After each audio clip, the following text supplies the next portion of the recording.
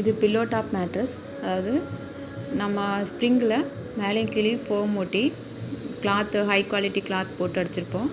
என்ன கலரு, என்ன எப்படி வேணும், மெட்டீரியல் நம்ம வந்து ஃபோம்லேயும் பில்லோ டாப் அடிக்கலாம். எப்படி என்ன வேணும்னாலும் நீங்கள் எப்படி கேட்டாலும் அதே மாதிரி கஸ்டமைஸ் பண்ணி அடித்து கொடுப்போம். இப்போ நார்மலாக ஒரு பெட்டுன்னு வாங்கும்போது ஹாஸ்டல் இருக்கும் ஒரு 2 வருஷம் தான் அப்படின்னா அதுக்கு ஒரு மாதிரி பெட் வாங்கிக்கலாம்.